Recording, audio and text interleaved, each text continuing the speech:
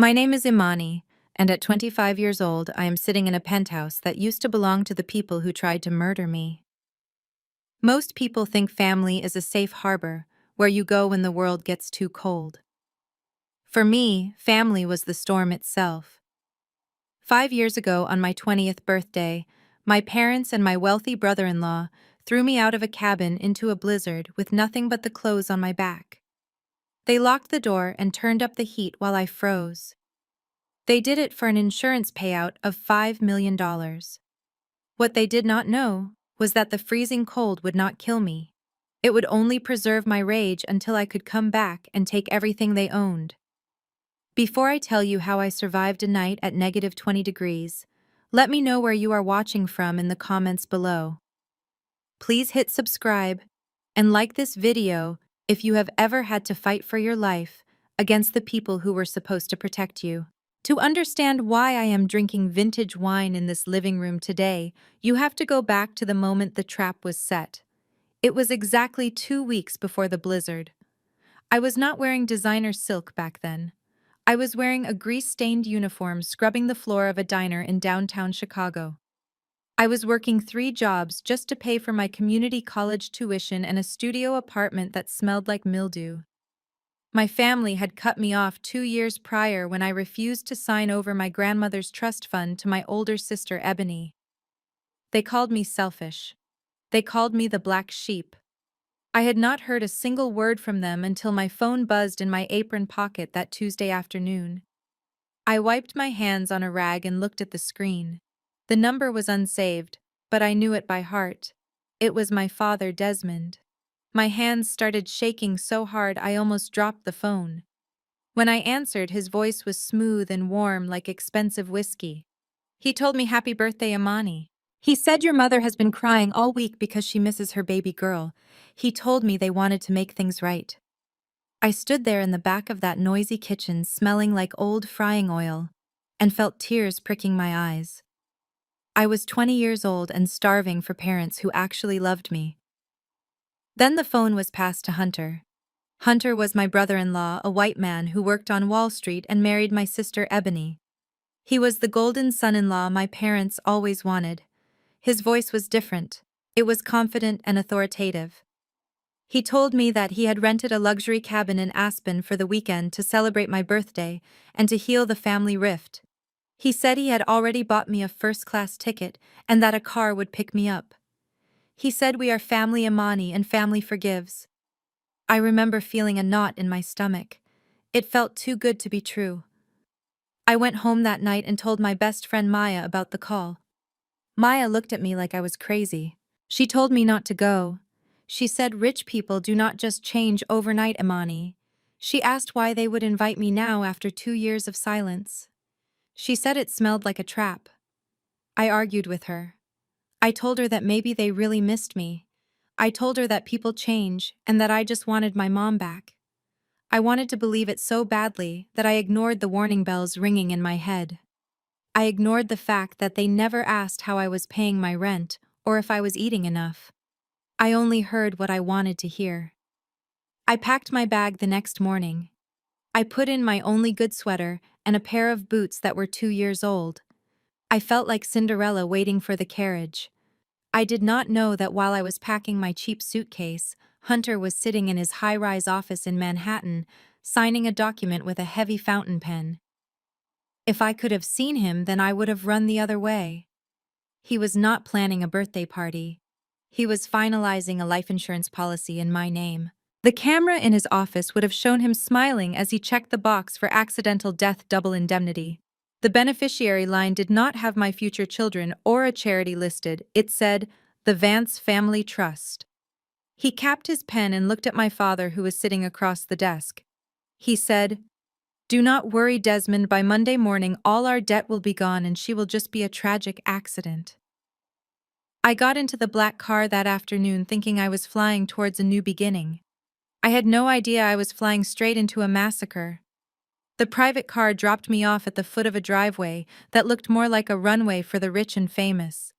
The cabin was a massive structure of timber and glass perched on the edge of a cliff. Through the floor-to-ceiling windows, I could see a fire roaring in a stone hearth that was likely taller than my entire apartment building. The snow was already falling heavily, transforming the world into a blur of white, but inside that house, everything glowed with a golden warmth. I took a deep breath and tightened my scarf. I told myself that this was a fresh start. I told myself that the knot in my stomach was just hunger and not a premonition. When I walked through the heavy oak double doors, the heat hit me first, smelling of pine and expensive vanilla candles. My mother Patricia was sitting on a white leather sofa holding a glass of Chardonnay. She did not stand up to hug me. She just tilted her head and looked at my boots. They were scuffed at the toes and wet from the snow. Her gaze moved up to my coat, which I had bought second-hand. She sighed loud enough for me to hear from the entryway. "You are tracking slush onto the hardwood, Amani." That was her first sentence to me in 2 years. Not hello, not happy birthday. Just a complaint about the floor. My sister Ebony was sitting across from her, surrounded by orange Hermes boxes. She looked up and flashed a smile that did not reach her eyes. She looked immaculate in a cashmere sweater that probably cost more than my tuition. "Look who finally decided to grace us with her presence," she said. She held up a small crocodile skin handbag. "Hunter just bought this for me as a pre-trip gift. Do not touch it, please. Your hands look greasy." She went back to admiring the bag, completely dismissing my existence. I stood there feeling small and foolish, holding my battered suitcase. I wanted to turn around and walk back out into the snow right then. But then Hunter walked in from the kitchen. He was wearing a thick cable-knit sweater and carrying a tray of appetizers. He set the tray down and walked straight to me. He pulled me into a hug that felt solid and safe. "Ignore them," he whispered in my ear. "They are just stressed from the flight. I am really glad you came, Imani." He pulled back and smiled, his blue eyes crinkling with what looked like genuine affection. He took my coat and hung it up. He led me to the fire and made a show of clearing a space for me on the sofa. For the next hour, Hunter played the role of the perfect peacemaker. He steered the conversation away from my job. He complimented my hair. He refilled my mother's wine glass before she could ask. I started to relax. I started to think that maybe Maya was wrong. Maybe Hunter really was the bridge that could bring us back together. Outside, the wind began to howl. The snow was coming down in sheets now, burying the driveway and cutting us off from the main road. The storm that the news had warned about was finally here. "I am going to make some hot cocoa," Hunter announced, clapping his hands together. "It is a perfect night for it. Special recipe." He looked at me and winked. "You used to love cocoa when you were a kid, right, Amani?" I nodded, grateful for his kindness. He disappeared into the expansive kitchen. From where I sat, I could see his back. He was humming a tune. I watched him pour the milk into a saucepan. I saw him reach into the cupboard and pull out 4 mugs. 3 of them were identical white porcelain. The 4th one was red.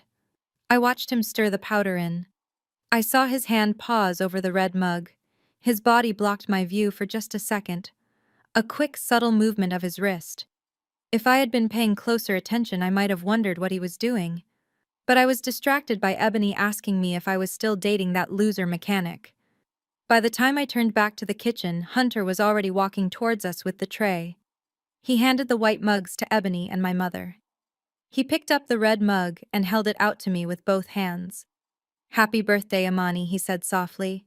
"Drink up. It will warm you right to your bones." I took the mug. The ceramic was hot against my frozen palms. I blew on the steam and took a sip. It was rich and chocolatey, but there was a strange metallic aftertaste buried under the sugar. I frowned slightly, but I did not want to be rude. I drank it all. 10 minutes later, the room started to tilt. I blinked, trying to clear my vision, but the fire in the hearth seemed to stretch and distort. My limbs felt heavy, like they were filled with lead. I tried to lift my hand to rub my eyes, but my arm would not obey me. I looked at my mother. She was staring at me with a cold, unreadable expression. She was not drinking her cocoa. Neither was Ebony. I tried to speak. I wanted to say that I did not feel well, but my tongue felt thick and swollen in my mouth. A wave of exhaustion crashed over me so powerful that I slumped sideways against the cushions. The sounds in the room became muffled, as if I were underwater. I heard footsteps on the hardwood floor, slow, deliberate footsteps. Hunter stopped in front of me. He loomed over me, his face swimming in and out of focus. He was not smiling anymore. His face was a mask of indifference. He reached down and took the empty red mug from my limp fingers. He placed it gently on the coffee table. He leaned in close until his lips were right next to my ear. The last thing I heard before the darkness swallowed me completely was his calm, steady voice. "Sleep well, little sister-in-law. Tomorrow, everything will be different." And then he laughed. A low, dry sound that sent a shiver through me even as my consciousness faded into black. I did not know that when I woke up, I would wish I had died in that sleep. The nightmare was just beginning.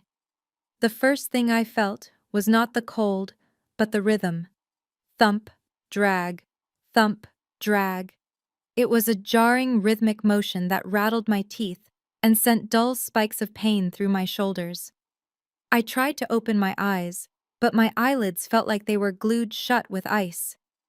The air smelled different. The scent of pine and expensive vanilla candles was gone, replaced by the sharp metallic tang of ozone and freezing wind. My head was pounding a heavy, throbbing ache that pulsed behind my temples, a hangover from whatever poison Hunter had slipped into that red mug. I tried to groan to ask what was happening, but the sound died in my throat, coming out as nothing more than a ragged wheeze. Consciousness returned in jagged fragments. I realized my back was sliding against something hard and uneven. Snow. I was being dragged through deep snow. The realization hit me with the force of a physical blow, snapping my eyes open. The world was a blur of shadows and swirling white. Above me, tall pine trees swayed violently in the wind, their branches looking like skeletal fingers clawing at the dark sky. I was outside, in the storm, and I was not moving under my own power. Two figures were looming over me, pulling me by my arms as if I were a sack of garbage. I recognized the camel hair coat first. My father, Desmond. He was panting, his breath coming in white puffs of steam. On my other side was Hunter, moving with efficient, brutal strength. They were arguing, their voices raised over the howling wind. "Stop shaking, Desmond!" Hunter snapped, his voice cutting through the gale. "We are almost far enough. It needs to look like she got confused and wandered off the trail. Hypothermia makes people do crazy things. They strip, they get disoriented. It is a textbook accidental death." My father made a whimpering sound. "But she is awake, Hunter. Look at her eyes. She is looking at me." I tried to focus on my father's face. I wanted to beg him. I wanted to scream, "Daddy, help me!" But the drug paralyzed my tongue. I could only stare at him, pleading silently, willing him to remember the little girl he used to carry on his shoulders. Desmond looked down at me, and for a second I saw hesitation. I saw fear, but then I saw something worse. I saw him look away. He looked at the darkness of the forest instead of his daughter's eyes. "She is not awake," Hunter said dismissively. "That is just the involuntary muscle spasms. The sedative I gave her could knock out a horse. She does not feel a thing. Now help me with the coat." "No." The word screamed in my mind. Not my coat. It was 20 degrees below zero. That cheap wool coat was the only thing keeping the blood moving in my veins. But my arms were limp, useless weights at my sides. Hunter stopped dragging me and dropped my arm into the snow. The cold instantly bit through my thin sweater, feeling like 1,000 needles stabbing my skin. He roughly grabbed the lapels of my coat and yanked. I felt my father's hands fumbling with the buttons. His hands were shaking violently, but he did not stop. He was helping him. My own father was helping a stranger strip his daughter so she would freeze to death faster. The betrayal cut deeper than the wind. Tears welled up in my eyes, hot and stinging, before freezing instantly on my cheeks. "I am sorry, Amani," my father whispered, his voice cracking. We just, we need the money. The business is in trouble. We did not have a choice. You always have a choice, I wanted to scream. But the coat was gone. The wind assaulted my body, stealing the last dregs of warmth in seconds. I was wearing nothing but jeans and a festive holiday sweater. I felt the heat leaving my core, escaping into the night. Hunter was not done. He reached into the pocket of my jeans. I felt his hand invade my space, rough and invasive. He pulled out my phone. Check for a signal, he ordered. No bars. Desmond confirmed. Even if she wakes up, she cannot call anyone. Good. Hunter looked down at me one last time. His face was indifferent, like he was inspecting a piece of faulty merchandise he was about to discard. Goodbye, Amani. You should have signed the trust fund papers when you had the chance. It would have been a lot less painful than this. He grabbed my ankles and spun me around. We were at the edge of a ravine, a steep drop-off where the snow had drifted high against the rocks. With a grunt of effort, he shoved me. The world spun. I tumbled down the embankment, hitting rocks and hidden roots. Snow filled my mouth, my nose, my ears. I rolled and crashed until I came to a stop at the bottom of the gully, half buried in a drift. The impact knocked the wind out of me, leaving me gasping for air that felt like broken glass in my lungs. I lay there broken and freezing, unable to move. High above me on the ridge, I saw two silhouettes standing against the gray sky. They watched for a moment, making sure I did not get up. Then they turned around. I heard the crunch of their boots fading away. Then came the sound of a car engine starting. It roared to life, a powerful, expensive sound that cut through the storm. I saw the red glow of taillights wash over the snow at the top of the ridge, bathing the forest in the color of blood. And then the lights faded. The engine noise grew distant until it was swallowed by the wind. They were gone. My family had left me. They had driven back to the warm cabin, to the fire, to the wine. They would probably practice their fake tears for the police report while I lay here, my heart rate slowing down, the cold creeping into my bones like a slow-acting poison. I was alone in the dark, and for the first time in my life, I truly understood what it meant to be an orphan. The cold was terrifying, yes, but the fire of hatred that ignited in my chest was the only thing keeping me warm. They thought this was the end of my story. As I watched the last snowflake drift down onto my eyelashes, I swore to myself that if I survived this night, it would only be the beginning of theirs. I do not know how long I lay at the bottom of that ravine. Time had lost its meaning, measured only by the rhythmic stinging of the snow hitting my face. The darkness was absolute, heavy and suffocating, pressing down on my chest like a physical weight. My body had stopped shivering. That was the most terrifying part. I had read somewhere that when you stop shivering, it means your body has given up the fight. It means the end is close.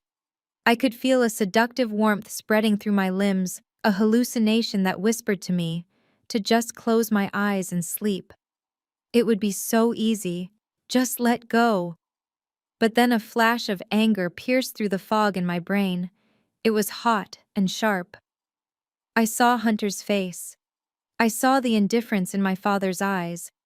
They were probably back at the cabin now, pouring another glass of wine, toasting to their newfound wealth. They were banking on me dying quietly in the dark. If I closed my eyes now, I was signing the check for them. No. I gritted my teeth, forcing my jaw to move. I am not going to die. Not like this. I rolled onto my stomach.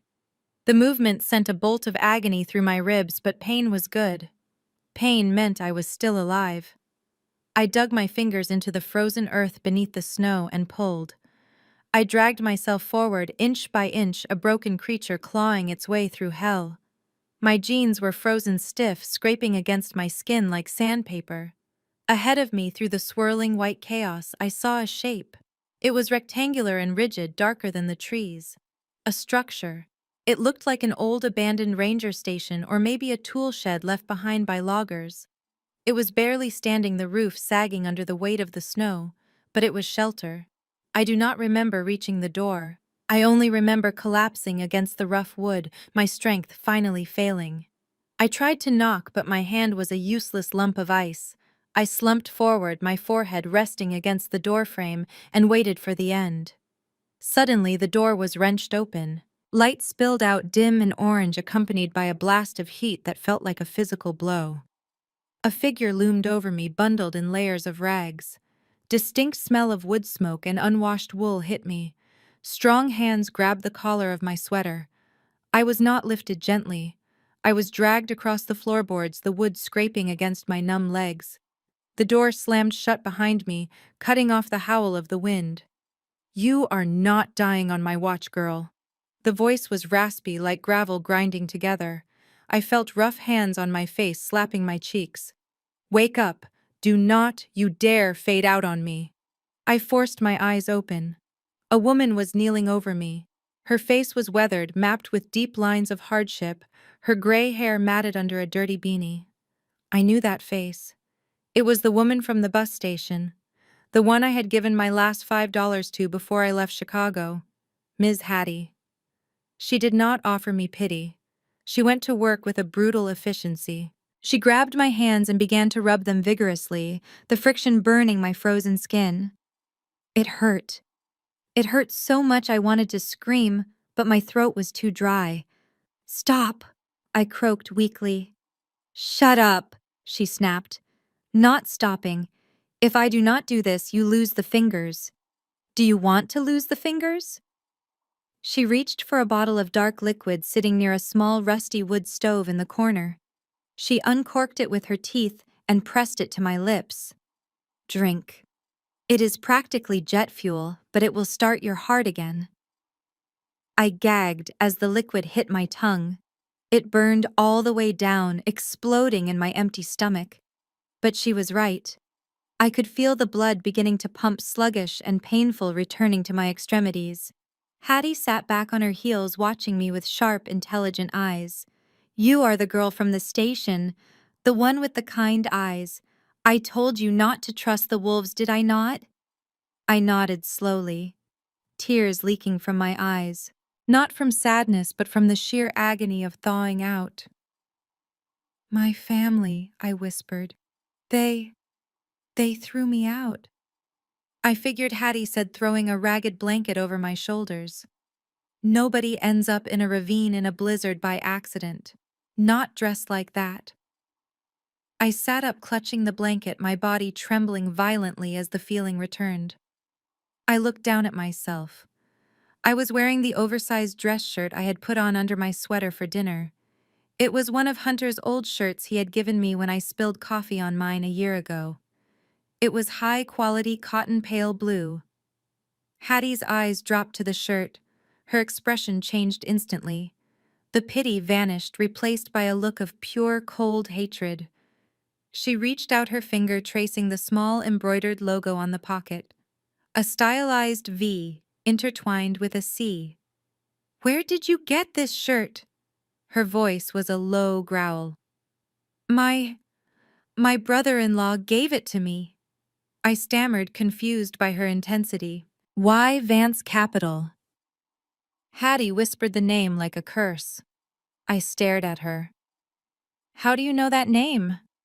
Hattie let out a bitter, dry laugh. She stood up and walked to the small window, looking out into the storm. "You think I was always a homeless woman living in a shack, girl? You look at me and you see trash. But 5 years ago I was wearing silk suits just like the man who owns that shirt." She turned back to me, her eyes blazing in the dim light. "I was the head forensic accountant for Vance Capital for 15 years. I knew where every single penny was buried. I knew about the offshore accounts. I knew about the Ponzi schemes they used to rob pension funds."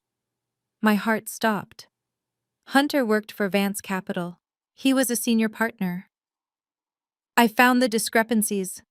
Hattie continued, her voice trembling with suppressed rage. "I went to the board. I thought I was doing the right thing. 2 days later, they planted drugs in my car. They wiped my bank accounts. They ruined my reputation so thoroughly that I could not get a job sweeping floors. They took my house. They took my life. And the man who signed off on my termination, The man who smiled while he destroyed me. She pointed a shaking finger at the logo on my chest. Hunter Vance. Or Hunter Phillips, as he calls himself now. He married into a respectable family to clean up his image, didn't he? I sat there stunned into silence. The pieces of the puzzle slammed together in my mind with a deafening click. Hunter wasn't just a greedy husband. He was a professional predator. And he had just tried to kill the only two people who knew the truth about his money. Hattie walked back to me and crouched down. Her face was inches from mine. "They are coming for you," she said. "If they find out you are alive, they will finish the job. But if you are willing to fight, I can show you where the bodies are buried, literally and figuratively." I looked at the woman who had saved my life. I looked at the fire burning in the stove, and for the first time since I woke up in the snow, I didn't feel cold anymore. "I am listening," I said. "Tell me everything." 3 days passed inside that wooden shell of a cabin. The storm outside had died down to a whisper, but the storm inside me was just beginning to rage. My frostbite was healing, leaving my skin raw and peeling, but the cold had done something permanent to my heart. I was not the same girl who walked into the snow wearing a festive sweater and hoping for a family reunion. That girl was soft. That girl wanted a mommy and daddy to love her. The woman sitting by the rusted stove eating canned beans was something else entirely. Something harder. Hattie did not baby me during those 72 hours. She treated me like a recruit in a war I did not know I was fighting. She taught me how to walk without making the floorboards creak. She showed me how to darken my hair with charcoal from the stove so I would not be recognized from a distance. "You are dead, Imani," she told me as she used a dull knife to saw off my long braids. "Dead girls do not leave footprints. Dead girls do not make noise. And most importantly, dead girls listen." On the third morning, I tried to stand up and leave. I told Hattie I needed to find a police station. I wanted to report them. I wanted Hunter in handcuffs by dinner time. I was running on adrenaline and righteous indignation. Hattie just laughed. It was a sharp barking sound that echoed off the damp walls. "You think the police will believe you?" she asked. "You have no proof. It is your word against a wealthy white man who plays golf with the district attorney. He will say you had a mental breakdown. He will say you ran off into the woods yourself because of the drugs he pumped into your system. They will lock you in a psych ward while he spends your insurance money on a new yacht." I slumped back against the wall, defeated. She was right. Hunter was the golden boy of Wall Street. I was just a college dropout who waited tables. But Hattie was not done.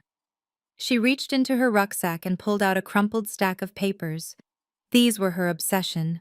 Old printouts, notes, scribbles on napkins. She laid them out on the dusty floor like a war map. "Look at the dates," she said, pointing to a column of numbers with a dirt-stained fingernail. "Hunter is not just a murderer, Imani. He is a thief. He has been running a Ponzi scheme at Vance Capital for 5 years. He takes money from new investors to pay off the old ones. It is the oldest trick in the book. But the market crashed last month. The stream of new money dried up. He has a $5 million hole in his ledger, and the federal auditors are scheduled to visit his firm next week."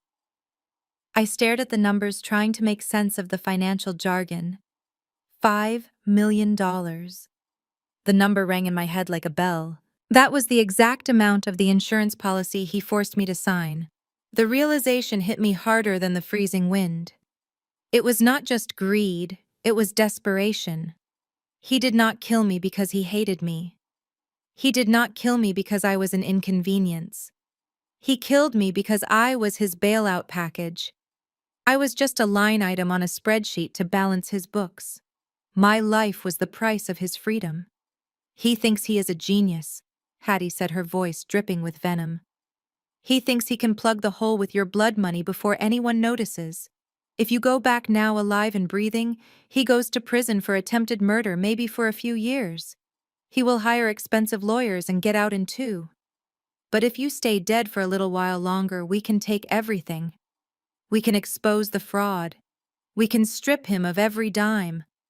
We can make sure that when he finally goes to jail, he goes as a pauper, not a prince. I looked at the papers, and then I looked at the fire dying in the stove. I thought about my mother stepping over my body to get to the warmth of the cabin.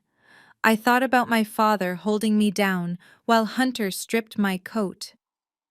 Justice was not enough anymore. I did not just want them punished. I wanted them destroyed. I wanted them to feel the same cold terror I felt in that ravine. I looked at my reflection in the dark window glass. Short, choppy hair, hollow cheeks, eyes that looked like burnt coal. Imani the barista was gone. I turned to Hattie and nodded slowly. "How do we start?" I asked. Hattie smiled for the first time since I met her. It was a terrifying smile full of sharp teeth and bad intentions. "First we let them bury you," she said.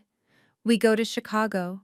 We watch them cry on television, and then we become the ghosts they are so afraid of. Pack your things, girl. We have a funeral to attend."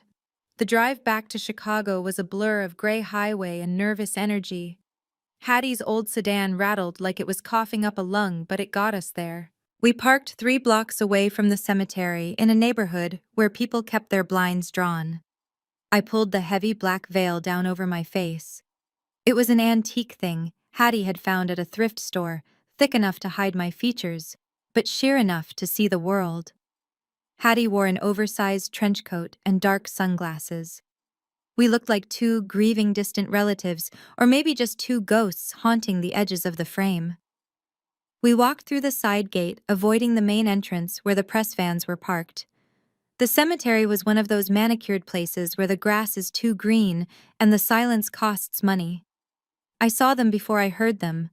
A sea of black umbrellas and designer coats gathered around a freshly dug plot.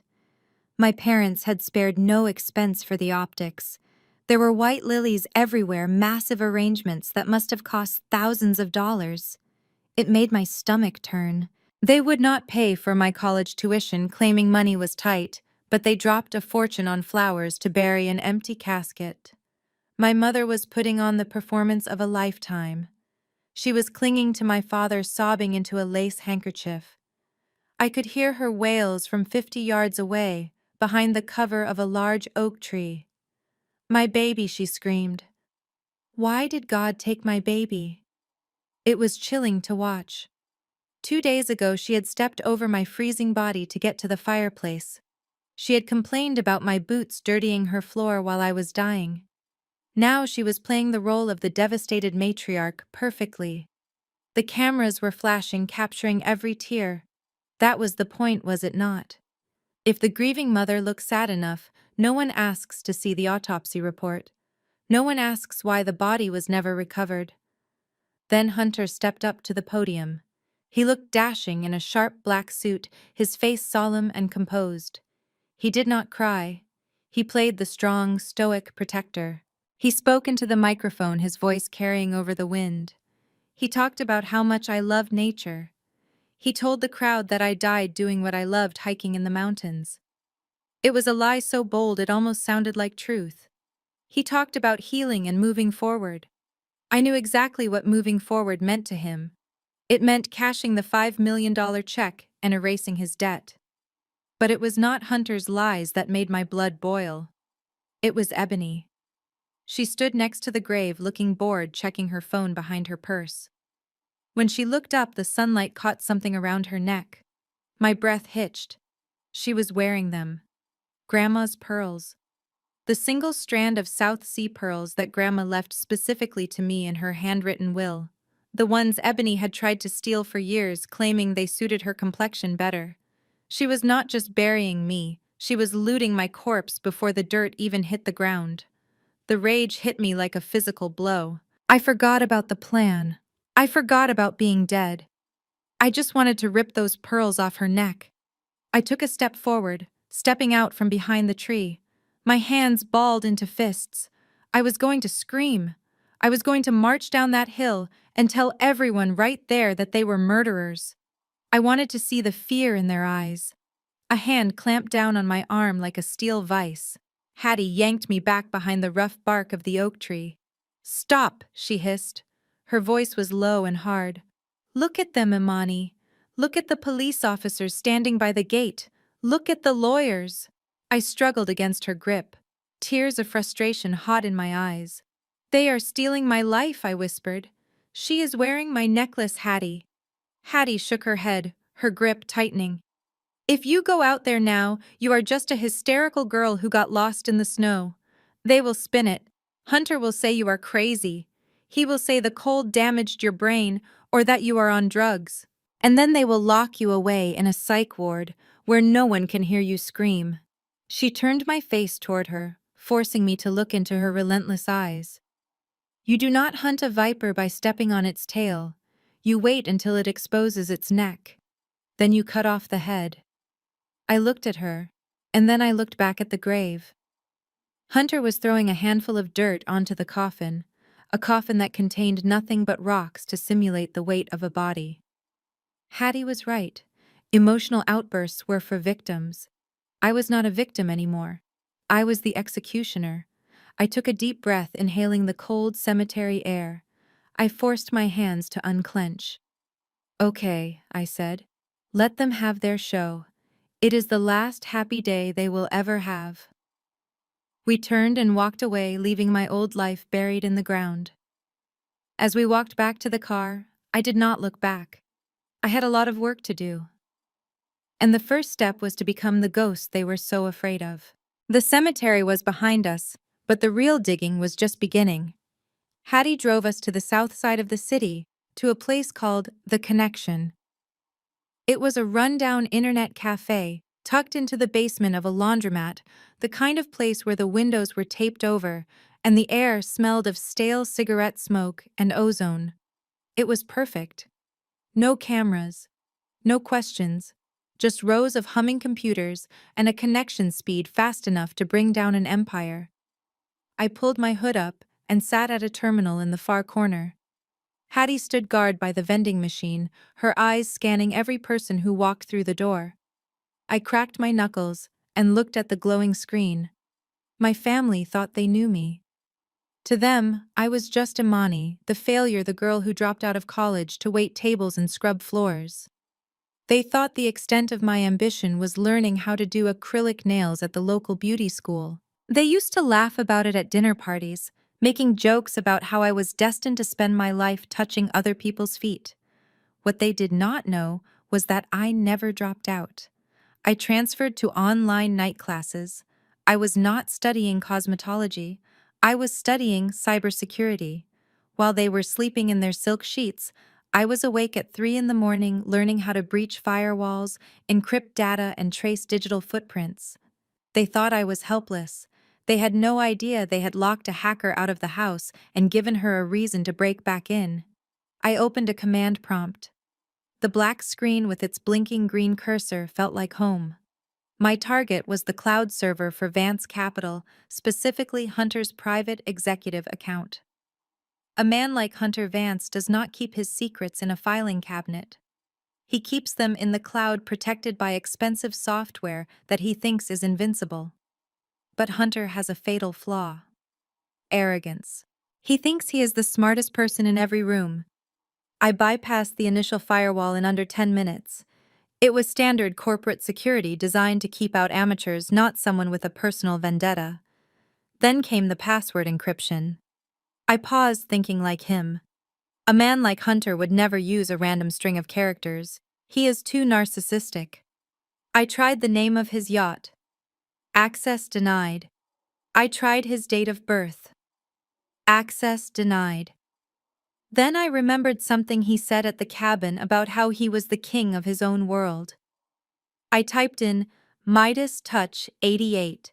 Access granted. The screen flooded with folders. I did not waste time looking at his stock portfolios or his client lists. I went straight to the folder marked Personal Correspondence. I filtered the search for my father's email address.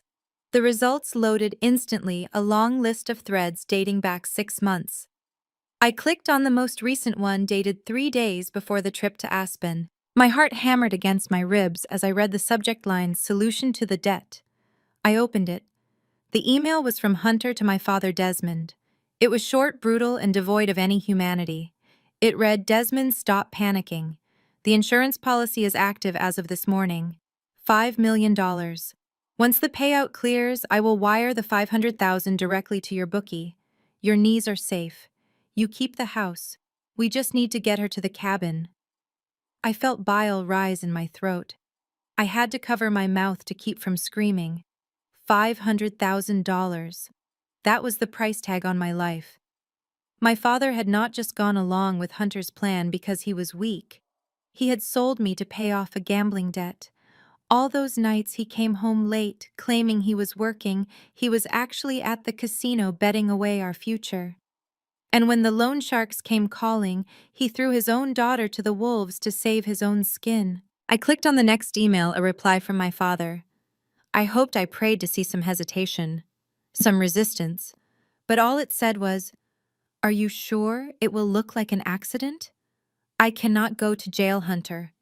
Patricia is asking questions." There was no remorse, only fear of getting caught. I felt a tear slide down my cheek, hot and angry. I wiped it away furiously. I was done crying for them. I was looking at the anatomy of a murder written in black and white pixels. I kept digging. I found more. Emails between Hunter and a corrupt actuary discussing how to expedite the death certificate claim without a body. Messages to Ebony telling her to start looking at vacation homes in the south of France.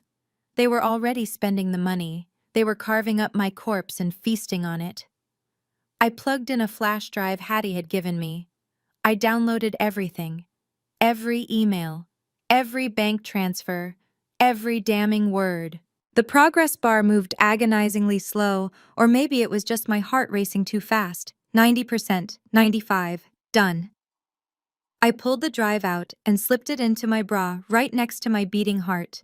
I had the smoking gun. I had the motive. But Hattie had told me this was not enough. To truly destroy them, to strip them of everything, we needed one more thing. We needed the one document that Hunter had buried deeper than any email. We needed my grandmother's original will. I closed the browser and wiped the history. I stood up my legs, feeling steady and strong. I walked over to Hattie. She looked at my face and she knew. She did not ask what I found. She just handed me a bottle of water. "You got him?" she asked. I nodded, my voice cold as ice. "I got all of them. Hunter is paying off Dad's gambling debts. They are all in on it." Hattie nodded grimly. "Good. Now we go to the records office. It is time to find out what your grandmother really left you. Because I have a feeling $5 million is just the tip of the iceberg." We walked out of the internet cafe and back into the gray city afternoon. I touched the flash drive hidden against my skin. It felt heavy, loaded with the weight of their sins. They thought they had buried me in the snow. They were wrong. They had just planted a seed, and now the harvest was coming.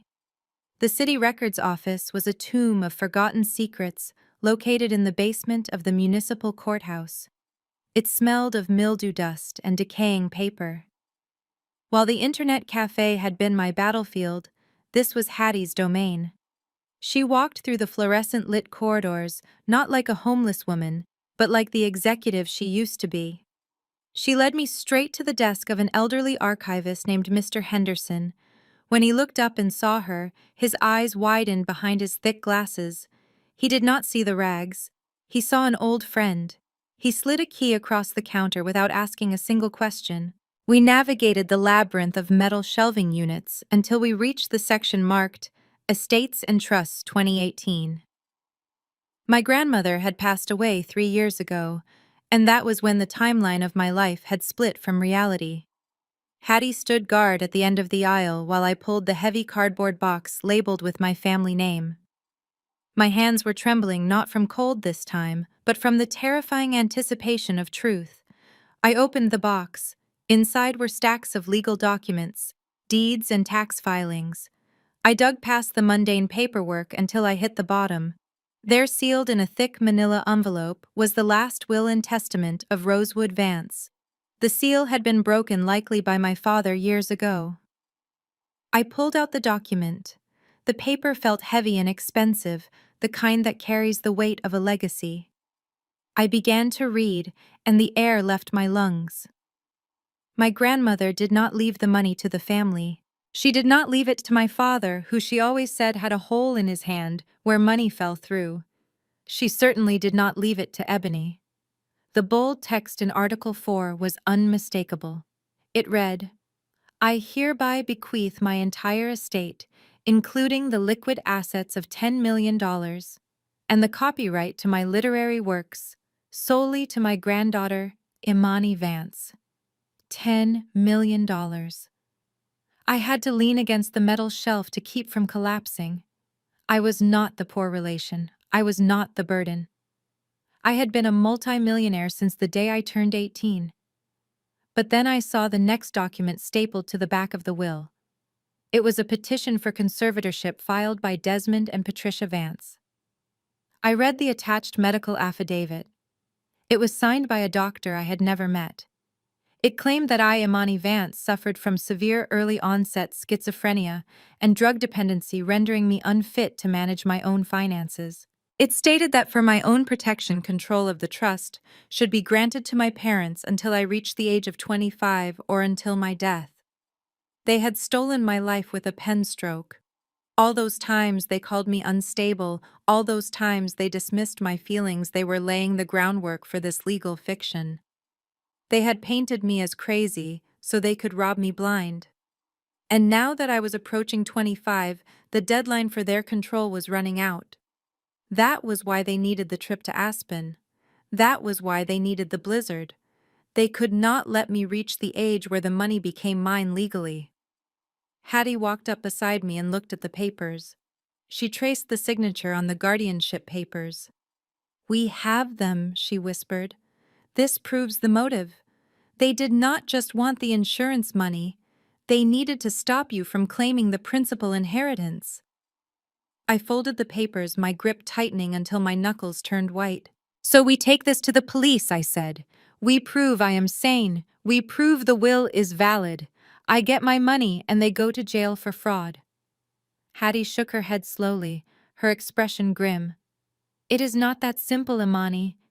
If you walk into a police station right now and prove you are alive, the conservatorship ends. You get the money, yes, but they will claim the conservatorship was filed in good faith. They will say they truly believed you were sick. They will hire the best defense attorneys in Chicago. They might lose the money, but they will stay free. They will keep their house, their reputation, and their freedom. Is that enough for you?" I looked at the forged medical report that called me a drug addict. I thought about the cold snow against my skin. "No," I said. "I want them to have nothing." "Then we have to go for the throat," Hattie said. "In the legal world, it is called the Slayer Rule. It is a common law doctrine that prohibits a murderer from inheriting property from the person they killed. But I am not dead," I argued. "Exactly," Hattie replied. "But they tried to kill you to secure the inheritance. If we can prove that the attempt on your life was directly linked to this money, the court does not just give you the cash. The court strips them of everything they have used the trust to buy over the last 3 years. Every car, every vacation, the house in the Hamptons, the penthouse, it all becomes proceeds of a crime. We do not just want to take back what is yours. We want to invoke the Slayer Rule to leave them destitute." I understood then. The goal was not just survival, it was total annihilation. I looked at the date on the will one last time. My grandmother had loved me. She had tried to protect me. Now I would use her gift to burn their world to the ground. "We need to make sure they believe I am dead for exactly 48 more hours," I said, sliding the documents into my bag. "The charity gala is in 2 days. Hunter is going to try to transfer the trust funds into his personal offshore account during the event, claiming he is donating it to the foundation in my memory." Hattie grinned, and it was the sharpest thing I had ever seen. "And when he tries to make that transfer," she said, "we will be there to catch his hand in the cookie jar. Come on, girl. We have to get you a dress. You cannot come back from the dead wearing rags." The morning after the funeral, the Vance family estate was quiet. wrapped in the comfortable silence of wealth and secrets. From where I sat in a rental car parked down the street, watching through a pair of high-powered binoculars, the house looked like a fortress. But I knew that inside the walls were made of paper. My family was likely celebrating. They thought the hard part was over. They had cried on cue, they had buried the empty casket, and now they were just waiting for the insurance wire transfer to clear. Inside the house, as I later learned from the hidden listening devices Hattie had planted in the flower arrangements, sent to the funeral breakfast was being served. Ebony was sitting at the marble island in the kitchen nursing a mimosa. She was scrolling through social media reading the comments on her tribute post to me. She was feeding on the sympathy of strangers liking comments that called her brave and strong. My mother Patricia was arranging white lilies in a crystal vase humming a soft tune. It was a scene of domestic bliss built on the foundation of my murder. The doorbell rang at exactly 10 o'clock. It was a courier service, a priority overnight delivery addressed to Ebony Vance. I watched the delivery driver hand the package to the housekeeper through the gate. It was a plain cardboard box wrapped in brown paper with no return address. Just a simple white label with Ebony's name typed in bold block letters. Ebony took the package from the housekeeper with a greedy smile. She loved gifts. She probably assumed it was a condolence present from one of Hunter's wealthy business partners, perhaps a box of gourmet chocolates or a spa voucher. She set the box down on the kitchen island, pushing aside her mimosa. "I wonder who this is from," she said, her voice bright and curious. "Maybe it is from the senator. He said he wanted to send something special." Hunter walked into the kitchen at that moment, pouring himself a cup of black coffee. His hand was steady. He looked relaxed, the tension of the last few days finally leaving his shoulders. "Open it up," he said casually. "Let us see who we need to write a thank you note to." Ebony grabbed a steak knife from the counter and sliced through the tape. She opened the flaps of the box. She reached inside expecting tissue paper and luxury goods. Instead, her fingers brushed against rough, damp wool. She froze. The smile dropped from her face like a shattered plate. She pulled her hand back, as if she had touched a hot stove. A smell wafted out of the box, filling the pristine kitchen. It was not the smell of death. It was worse. It was the smell of life. It was a distinct blend of vanilla sandalwood and cheap drugstore shampoo. It was my scent. The scent I had worn every day for 5 years. "What is it?" my mother asked, turning from her flowers. "Ebony, what is wrong?" Ebony did not answer. She reached into the box again, her hands shaking violently, and pulled out the object. It unfolded in her hands, heavy and familiar. It was a camel-colored wool coat. It was old, the fabric pilled at the elbows with a missing button on the left cuff. It was the coat I had worn to the cabin, the coat Hunter had stripped off my freezing body and tossed into the snowdrift before driving away. Hattie had found it near the ravine, stiff with ice, and we had spent all night cleaning it, preparing it for this moment. Ebony screamed. It was a primal, terrified sound that echoed off the high ceilings. She threw the coat across the room as if it were covered in spiders. It landed in a heap on the floor, looking like a dead body. "It is hers!" Ebony shrieked, backing away until she hit the refrigerator. "It is Imani's coat. I saw him take it off her. I saw him leave it in the snow. Why is it here? How is it here?" Hunter dropped his coffee mug. It shattered on the floor, sending hot liquid splashing onto his expensive Italian loafers. He stared at the coat, his face draining of color. For the first time, the mask of the arrogant Wall Street shark slipped. He looked like a scared child. He walked over to the coat, slowly stepping over the broken ceramics. He knelt down and touched it. It was cold. "This is impossible," he whispered. I left this miles away from the main road. The snow should have buried it." He picked it up, searching the pockets. He turned it inside out, looking for a note, a threat, anything to explain how this object had traveled from a ravine in Aspen to a kitchen in Chicago. But there was nothing. No paper, no message. Just the overwhelming scent of vanilla, and the terrifying reality of its presence. "Someone is messing with us," my mother cried, clutching her chest.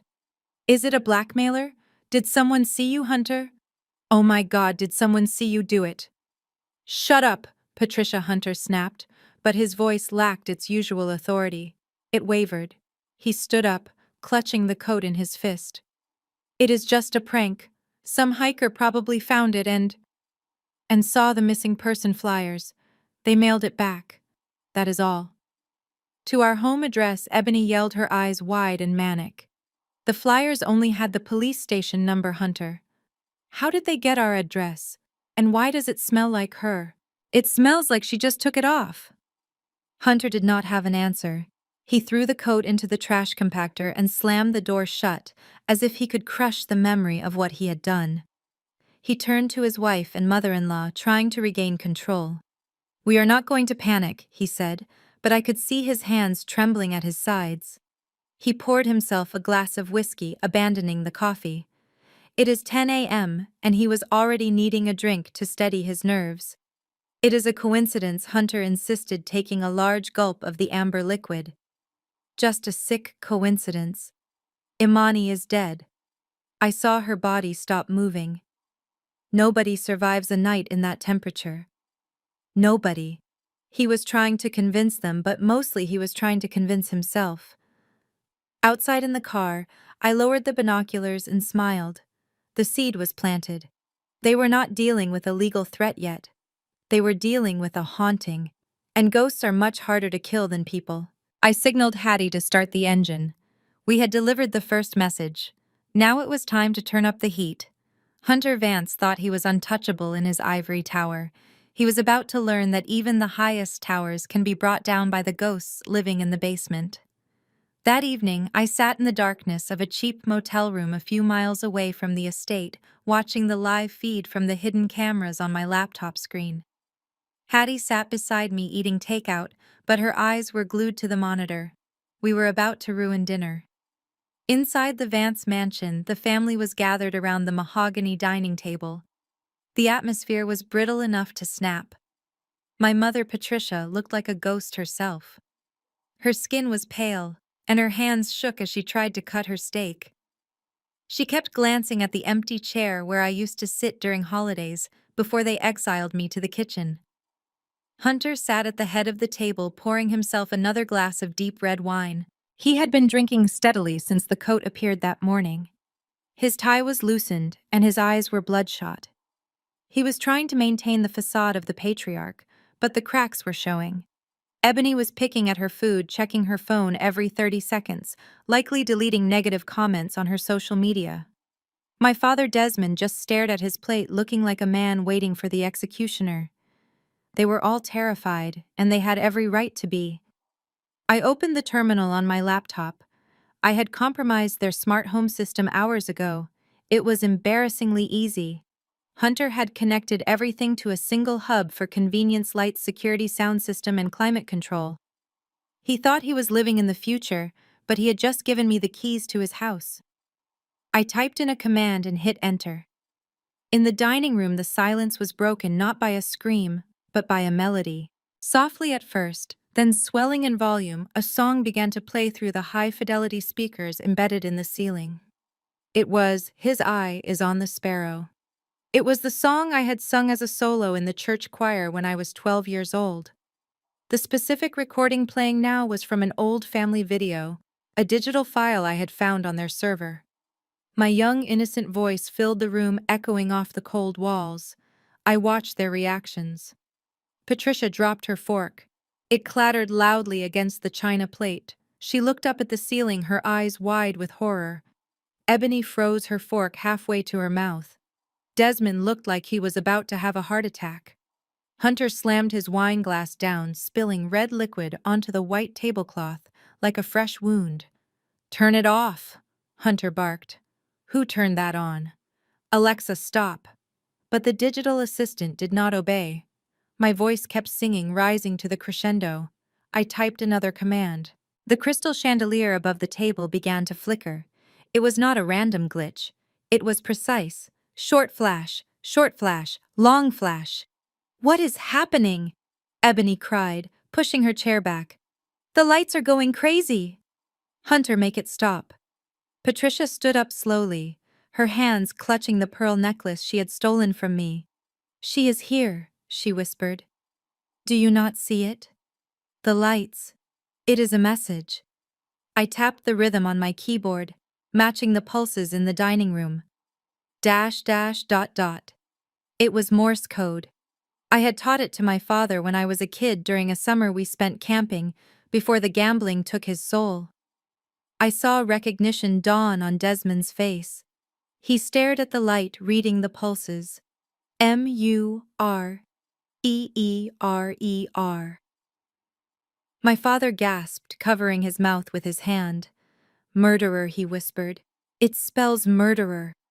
Patricia let out a wail that sounded more like an animal than a human. It is her, she screamed. It is Imani. She knows what we did. We left her in the snow. We killed my baby, and now she is haunting us. We have to go to the church. We have to confess. Shut up, Hunter roared. He stood up, knocking his heavy chair over. There is no such thing as ghosts, Patricia. It is a glitch. It is a hacker. No, Patricia sobbed, stepping away from the table. We have to tell the truth. I cannot live like this. The coat, the song. She is watching us, Hunter. She is going to drag us to hell. I am going to the police. I am going to tell them everything. She turned toward the door. Hunter moved faster than I thought possible for a man who had consumed half a bottle of whiskey. He lunged across the room and grabbed my mother by the arm. He spun her around, and without a second of hesitation, he slapped her across the face. The sound was sickeningly loud, a sharp crack that silenced the song and the flickering lights instantly. My mother crumbled to the floor, holding her cheek, looking up at him in shock. Desmond stood up, but he did not move to help her. He just stood there, useless and cowardly as always. Ebony screamed and covered her mouth. You will do no such thing, Hunter hissed, standing over my mother like a tyrant. You will not go to the police. You will not go to the priest. You will sit down and eat your dinner. Do you understand me? He looked around the room, his eyes wild and dangerous. There is no ghost. There is only $5 million coming into our account in 48 hours. Anyone who messes that up will answer to me. And trust me, freezing to death will look like a mercy compared to what I will do to you. My mother wept quietly on the floor, a broken woman realizing she had traded her daughter for a monster. The family was fractured. Hunter had shown his true face. He was not the savior. He was the jailer. And I had it all on tape. I closed the laptop, feeling a cold satisfaction. Phase 1 was complete. They were turning on each other. Now it was time to introduce them to the rest of the world. While my mother was weeping on the dining room floor, believing she was being haunted by a ghost, I was busy ensuring that Hunter had real-world demons to fight. Hattie and I had relocated to a 24-hour workspace in downtown Chicago, just a few blocks from the financial district. From here, I could look up at the steel and glass tower, where Vance Capital occupied the top 3 floors. It was a fortress of wealth built on lies and stolen pension funds. Hunter thought he was untouchable up there in the clouds. He thought he controlled the narrative. He was about to learn that gravity is the only law that truly matters on Wall Street. I sat at a sleek desk with my laptop open. On the screen was the private email address of Preston Sterling. Sterling was Hunter's biggest rival, a ruthless hedge fund manager who had been trying to acquire Vance Capital for years. Hunter hated him. He had once bragged at a family barbecue that he would rather burn his company to the ground than let Sterling see his books. That was exactly what I was counting on. I attached a single file to the email. It was not the entire database I had stolen. It was just enough to whet the appetite. It was a spreadsheet showing the discrepancies in the client accounts over the last quarter, specifically the $5 million hole that Hunter was desperately trying to plug with my life insurance money. I typed a simple subject line. The math does not add up. I hit send. I leaned back in my chair and watched the building across the street. It took exactly 14 minutes. I imagined Sterling opening the email on his phone, perhaps while having his morning coffee. I imagined the slow smile spreading across his face as he realized he finally had the smoking gun to destroy his enemy. Sterling did not call the police. That is not how these men operate. He called his friends at the Wall Street Journal. He called the Securities and Exchange Commission. He started the whispers that turn into avalanches. By noon, the first domino fell. I pulled up the live stock ticker for Vance Capital on my screen. It started with a small dip, a 3% drop, as rumors began to circulate on the trading floor. Then, a financial blog leaked a redacted version of the spreadsheet I had sent. The headline was brutal. Is Vance Capital the next Enron? The line on the graph plummeted. It was a vertical red streak that represented millions of dollars evaporating in seconds. The trading volume spiked as investors scrambled to dump their shares. I watched the chaos unfold with a cold, detached satisfaction.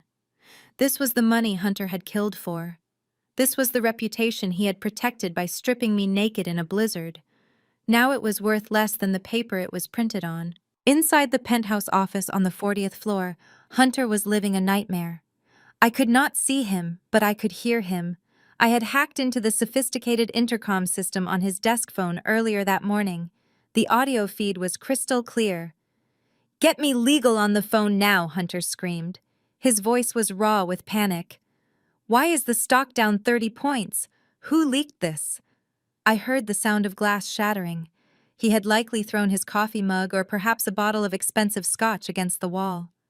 His assistant was sobbing in the background, trying to apologize for things that were not her fault. "Mr. Vance, the SEC is online." "One," the assistant stammered. "They are announcing a formal audit." Hunter let out a roar of pure, unadulterated rage. It was the sound of a wounded animal cornered in a trap. "Hang up on them," he yelled. "Tell them it is a mistake. Tell them it is a clerical error. Get Sterling on the phone. I know he is behind this." I listened as he paced the room, his heavy footsteps thudding against the carpet.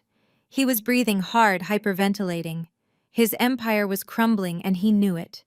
But a man like Hunter Vance does not accept defeat. He looks for someone to blame. He looks for a shield. I heard the beep of him dialing a number on his private line. I checked the call log on my screen. He was calling my father. Desmond picked up on the second ring. "Hello." His voice was shaking. He must have seen the news. "You old fool," Hunter hissed into the phone. His tone was venomous, stripped of all the fake politeness he usually used with his in-laws. "Did you talk to anyone? Did you tell anyone about the insurance policy?" "No, Hunter.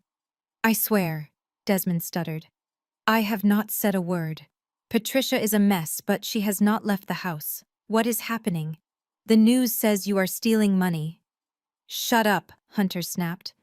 "Listen to me very carefully, Desmond. If this ship goes down, I am not going down alone. You signed the conservatorship papers. You signed the loan agreements for the house. On paper, you are a silent partner in the firm." There was a long, terrified silence on the other end of the line. "What are you saying, Hunter?" my father whispered.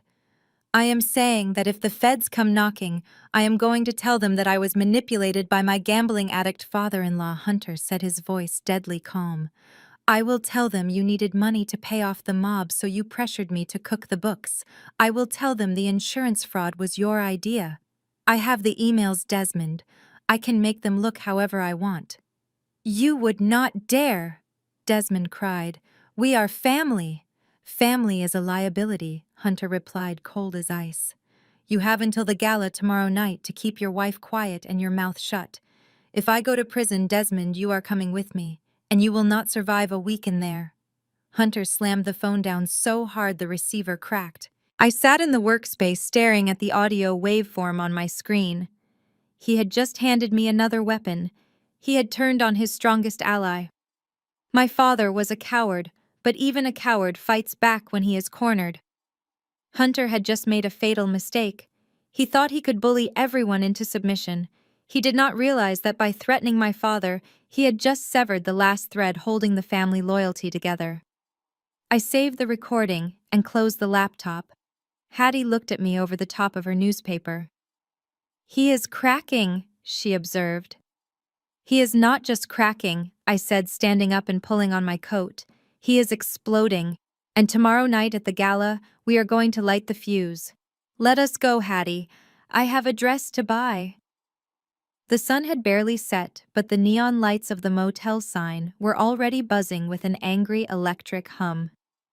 Hattie and I were holed up in room 204, a cramped space that smelled of stale cigarettes and desperation. We were in the shadow of the train tracks, a part of Chicago where the police sirens were just background noise. I was pacing the worn carpet, clutching my backpack. Inside were the hard drive and the original will, the only two things keeping me alive. Hattie was standing by the window, peering through a crack in the yellowed blinds. She had been standing there for an hour, as still as a statue. She knew the rhythm of the street better than anyone. She knew which cars belonged to the drug dealers on the corner and which ones belonged to the working girls. Suddenly her posture stiffened. She stepped back from the window, her face grim. "We are burning," she said, her voice low and urgent. "Grab your coat, now." I moved to the window to look. A sleek black SUV was idling at the curb directly below us. It looked out of place among the rusted sedans and pickup trucks. The driver's door opened and a man stepped out. He was tall, wearing a gray wool coat that cost more than this entire building. He did not look like a cop. He moved with a terrifying, predatory grace, scanning the second-floor windows with cold, dead eyes. He walked straight toward the motel stairs, bypassing the front office. He did not need a keycard. He had a purpose. "Is that the police?" I whispered, my heart hammering against my ribs. Hattie shook her head. "No, that is a cleaner. Graves, ex-military contractor. I used to see his name on the payroll for security consulting back at Vance Capital. Hunter calls him when he wants a problem to disappear without a paper trail." We heard heavy footsteps on the metal stairs outside. Clang, clang, clang. He was coming up, fast. Hattie shoved me toward the bathroom. "Not the door," she hissed. The window. The bathroom window opened onto a rusted fire escape that looked like it hadn't been inspected since the 80s. Hattie kicked the screen out with her boot. We climbed out into the freezing night air just as the door to our room exploded inward. There was no shout, no FBI, open up. Just the splintering of wood and the silence of a professional killer. We scrambled down the fire escape, the metal groaning under our weight. I looked up. Graves was already at the window. He looked down at us, his face impassive. He did not pull a gun. He knew better than to shoot in the open. He swung his legs over the sill and began to descend, moving faster than us, closing the gap with terrifying efficiency. We hit the alleyway, our boots splashing in freezing puddles. "Run," Hattie ordered. We sprinted through the maze of dumpsters and discarded furniture. The alley was a dead end, blocked by a chain-link fence topped with razor wire. Panic clawed at my throat. We were trapped. I spun around. Graves dropped to the pavement 10 feet away from us. He straightened his coat and adjusted his cuffs. He looked at me like I was a spreadsheet error he was about to delete. "Imani Vance," he said, his voice smooth and flat. "Your brother-in-law is very disappointed in you. It is time to go home." He reached into his coat. I expected a gun, but he pulled out a syringe. He wanted to make it look like an overdose. Another tragic accident for the Vance family. Hattie stepped in front of me. She looked small and frail next to him, a homeless woman in a trench coat facing down a monster. But she was smiling. It was a dangerous, jagged smile. "You took a wrong turn, son," Hattie said. "This is not Wall Street," Graves sneered. "Move aside, old woman." Hattie put 2 fingers to her mouth and let out a sharp, piercing whistle. Suddenly, the pile of cardboard boxes next to Graves exploded. 2 massive pit bulls erupted from the trash, snarling and snapping. They were wild, hungry, and mean, the guardians of the junkyard next door. Hattie had been feeding them her leftover sandwiches for 3 days, earning their loyalty. Graves stumbled back, his professional composure shattering as 80 pounds of muscle slammed into his chest. He kicked out, catching one dog in the ribs, but the other clamped its jaws onto the sleeve of his expensive coat, dragging him down. "Go!" Hattie screamed, grabbing my arm. She pulled me toward a section of the fence that looked solid but was actually cut at the bottom, a homeless shortcut she knew from her days on the street. We scrambled through the opening, tearing our clothes on the wire. We burst out onto the main street, right next to where Hattie had parked her beat-up sedan. We dove inside. Hattie jammed the key into the ignition. The engine sputtered. "Come on," I begged. "Start." The engine roared to life just as a gunshot rang out. Thwip! The back window shattered. Graves had thrown off the dogs and was firing at us through the fence, abandoning all subtlety. Hattie slammed her foot on the gas. The car screeched away from the curb, merging into the evening traffic just as another bullet pinged off the bumper. I looked back, watching Graves shrink in the distance. He was standing on the sidewalk, dialing his phone. "He is calling Hunter," I whispered, shaking uncontrollably. "Let him call Hattie," said, her eyes fixed on the road. "Now Hunter knows we are not just running, we are fighting, and he just used his last card. He has no more moves, Imani. Tomorrow night we walk into that gala, and we end this." I touched the hard drive in my bag. The fear was still there, but it was hardening into something else. Resolve. Hunter had tried to kill me twice now. There would not be a third time. Tomorrow the prey would become the predator. The garage was little more than a corrugated tin shack hidden behind an abandoned auto body shop on the outskirts of the city. Hattie called it her safe house, but it looked more like a graveyard for rusted metal. We pulled the car in and killed the headlights. The darkness swallowed us instantly. The only sound was the ticking of the cooling engine and the distant wail of sirens that were thankfully moving away from us. My hands were still shaking from the encounter with the hitman, but Hattie was already moving. She did not waste time processing fear. She processed solutions. She walked over to a tarp in the corner and pulled it back, revealing the old battered sedan she had been driving the night she found me. The windshield was cracked and the front bumper was hanging off by a wire, but right there, mounted on the dashboard, was a small black device. The dash cam. It was an older model, the kind that looks like a cheap plastic toy, but Hattie treated it like the Hope Diamond. She popped the SD card out with a click that sounded incredibly loud in the silence. We sat on a stack of old tires in the corner, huddled around my laptop. The blue light of the screen illuminated our faces, making Hattie look like a witch casting a spell, and me like a ghost waiting to be summoned. I inserted the card. The laptop words struggling to read the outdated format. A folder appeared titled December 24th, Christmas Eve, the night I died. I hesitated, my finger hovering over the trackpad. I knew what was on this card, but knowing it and seeing it were two different things. Hattie put a hand on my shoulder. Her grip was firm, grounding. "You need to see this, Imani," she said softly. "You need to know exactly what we are fighting." I clicked the file. The video player opened. The footage was grainy and dark, illuminated only by the headlights of Hattie's car, cutting through the white wall of the blizzard. I watched the digital timestamp count up. The car was stationary. Hattie had parked it just off the logging road, hidden behind a cluster of pine trees. For the first few minutes, there was nothing but the swirling snow and the howling wind. It looked like static on an old television. Then lights appeared in the distance, red taillights. I stopped breathing. It was Hunter's Range Rover. It pulled into the frame and stopped about 20 yards away. The footage was blurry, but the silhouette of the vehicle was unmistakable. Two figures got out. I watched myself being dragged from the back seat. I looked limp, lifeless, a rag doll being discarded. Hattie reached over and turned the volume up to the maximum. The audio was distorted by the wind, but the camera's microphone was high quality, intended to capture license plates and conversations during traffic stops. The wind roared like a beast on the recording. Then a voice cut through the noise. It was sharp, clear, and terrified. It was my father. "She is not moving, Hunter. Oh God, she is not moving." Then came the voice that has haunted my nightmares for the last week. Hunter's voice. It was calm. It was the voice of a man discussing a stock trade, not a murder. "Stop whining, Desmond. It is the sedative. It slows the heart rate." I watched on the screen as Hunter shoved my body toward the edge of the ravine. I saw my father hesitate, holding my coat. I saw Hunter snatch it away and throw it into the snow.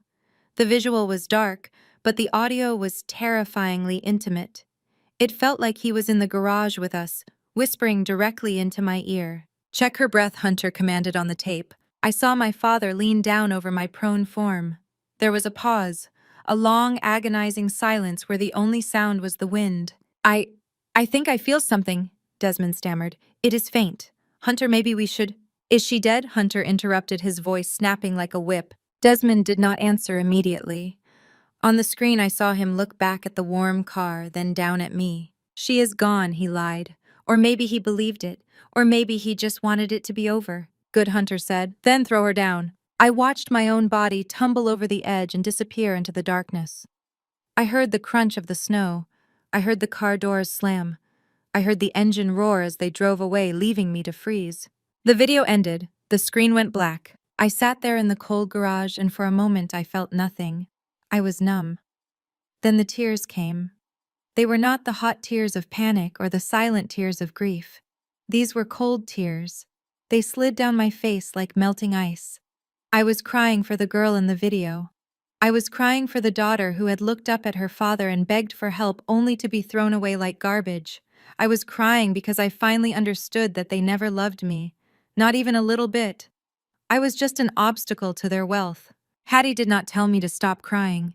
She handed me a rag to wipe my face. We got him, she said, her voice thick with emotion. That is conspiracy to commit murder. That is insurance fraud. That is a life sentence for both of them. I wiped my face.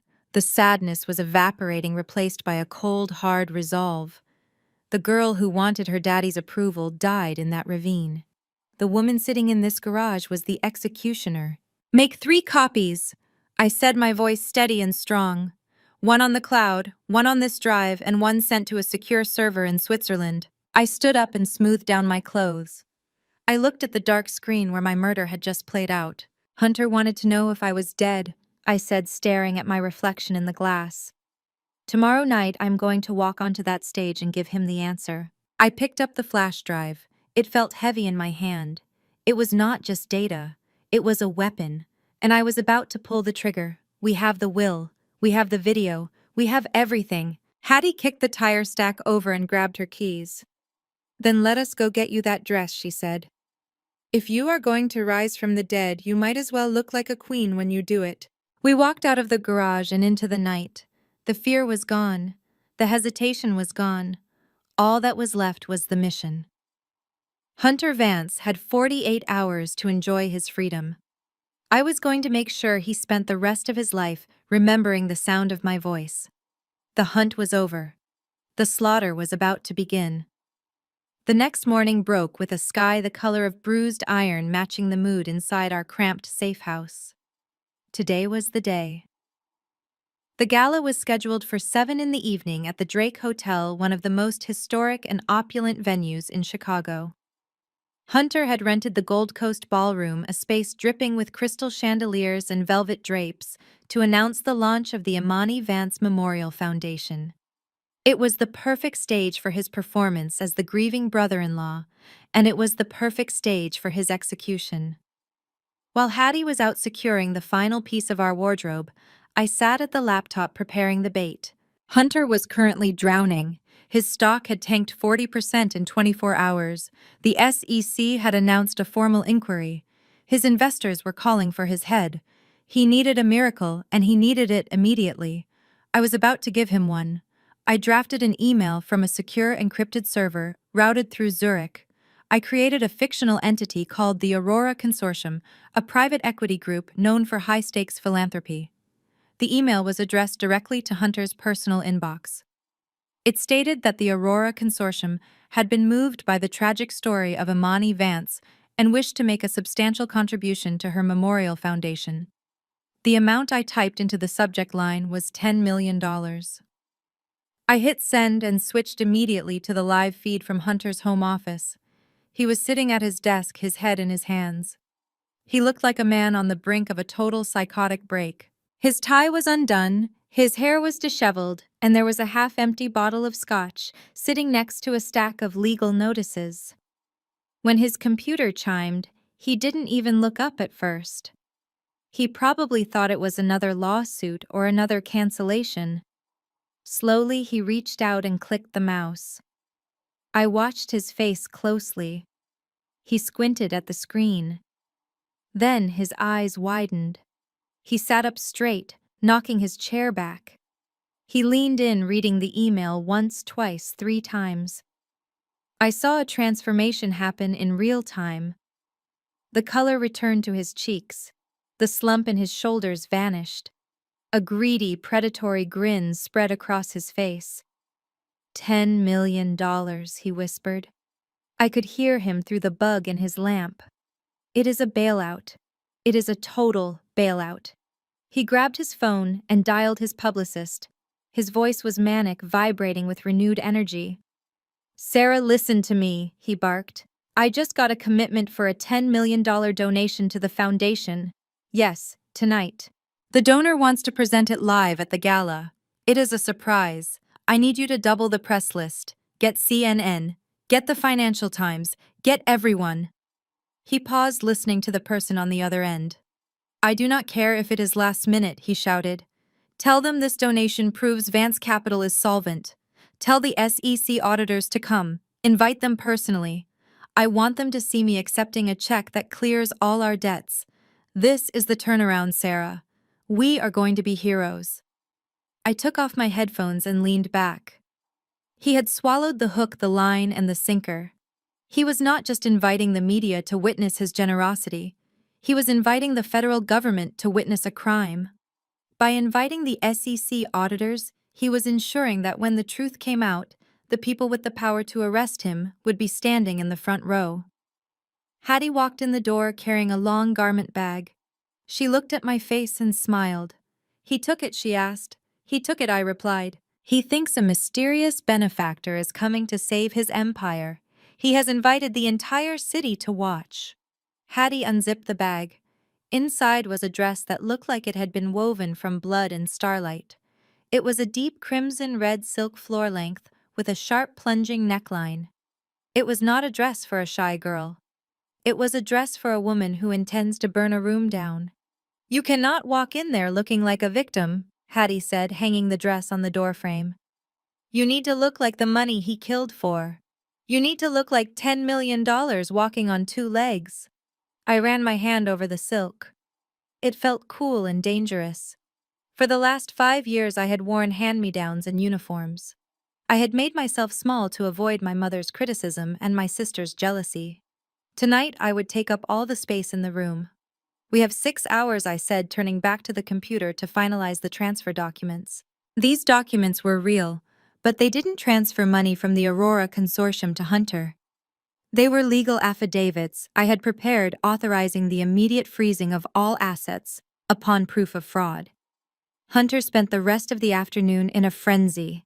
I watched him berate the caterers demanding better champagne. I watched him scream at Ebony to wear the pearls because they looked sympathetic. I watched him rehearse his acceptance speech in the mirror, practicing his humble face. He was so convinced of his own genius that he didn't realize he was standing on a trapdoor. At 6 o'clock I showered and scrubbed the last of the grease and grime from my skin. Hattie helped me into the dress. It fit like a second skin. I put on heels that added 3 inches to my height. I applied dark, sharp eyeliner and a red lipstick that matched the dress perfectly. Hattie stood back and looked at me. Her eyes were misty. They are not going to know what hit them, she said softly. I looked in the cracked mirror of the motel room. The girl who froze in the snow was gone. The woman staring back was cold, beautiful, and ready to kill. Let us go, I said. My brother-in-law is waiting for his check. I would hate to be late for his funeral. The Gold Coast ballroom at the Drake Hotel smelled of lilies and money. It was a scent I knew well by now, the perfume of expensive lies. From the shadows of the foyer I watched the guests arrive. They were the elite of Chicago, men in bespoke tuxedos and women in black couture gowns, their necks dripping with diamonds. They had come to mourn the tragic death of Imani Vance, but mostly they had come because Hunter had promised a spectacle. He had promised that tonight Vance Capital would rise from the ashes. Inside the room was bathed in amber light. A massive projection of my face, a photo taken from my high school graduation, hovered over the stage. It was surreal to see myself smiling down at the people who had erased me. In the center of the room, my family held court. They were putting on a masterclass in deception. My mother Patricia sat at the front table dabbing her dry eyes with a lace handkerchief. She looked frail, a broken woman, but I knew she had spent 3 hours in hair and makeup to achieve that perfect look of tragic beauty. Ebony sat next to her wearing a black dress that was cut too low for a memorial, clutching my grandmother's pearls like a talisman. She was scanning the room not for sympathy, but for photographers. And then there was Hunter. He stood at the podium, bathed in the spotlight, looking every inch the grieving hero. He held a microphone in one hand and a glass of water in the other. He looked tired, but it was a calculated exhaustion. He wanted them to see the weight of the burden he was carrying. "Thank you all for coming." Hunter's voice boomed through the speakers, rich and tremulous. "We are here tonight to honor a beautiful soul. Imani was not just my sister-in-law. She was the heart of this family. She was fragile, yes, and she struggled with her own demons, but she loved deeply." I listened from behind the heavy oak doors, my blood turning to ice. He was doing it again. Even in death, he was painting me as the broken one, the unstable girl who wandered into the snow because she was sick. He was rewriting my history to justify his crime. I looked at Hattie, who was standing beside me, in a sharp black suit, looking like my personal security detail. She nodded once. It was time. On stage, Hunter shifted gears. His voice grew stronger, more businesslike. But Imani would not want us to dwell in sorrow. She would want us to build. That is why we are launching this foundation today. And I am humbled to announce that we have a surprise. A generous partner, the Aurora Consortium, has pledged a historic donation to ensure Imani's legacy lives on forever. A murmur went through the crowd. The reporters raised their cameras. The SEC auditors in the back row crossed their arms, waiting to see the money. Hunter checked his watch. He was expecting a representative from the consortium. He was expecting a check. What he got was me. I signaled the doorman. He threw the double doors open with a dramatic flourish. The sound of the heavy wood hitting the stops echoed through the ballroom. Heads turned. At first, there was just confusion. The light from the hallway spilled into the dim room, silhouetting my figure. I stepped forward out of the glare and into the amber glow of the chandeliers. I was not wearing black. I was wearing red. The silk dress flowed around me like liquid fire, a stark, violent contrast to the sea of mourning clothes. My hair was short and sharp. My lips were painted crimson. I did not look like a ghost. I looked like a heart beating in the center of a grave. The silence that fell over the room was absolute. It was a physical thing, sucking the air out of the space. The clinking of silverware stopped. The whispers died. Even the ventilation system seemed to hold its breath. I began to walk down the center aisle. The sound of my heels on the marble floor was like a metronome counting down the seconds of Hunter's life. Click, click, click. The crowd parted for me, their eyes wide with shock. Some of them recognized me from the photo on the screen, but they could not reconcile the smiling, soft girl in the picture with the woman walking toward the stage. They looked at the screen, then at me, then back at the screen. I saw the moment my mother saw me. She stood up so fast her chair fell backward with a crash. Her hands flew to her mouth. Her face went gray, the makeup unable to hide the terror draining the blood from her skin. She didn't scream. She couldn't. She just pointed her finger, trembling violently. Ebony grabbed the tablecloth, her knuckles white. She looked like she was going to be sick. She stared at the pearls around her own neck, then at me as if she expected me to rip them off her throat with my mind. But it was Hunter's reaction that I savored the most.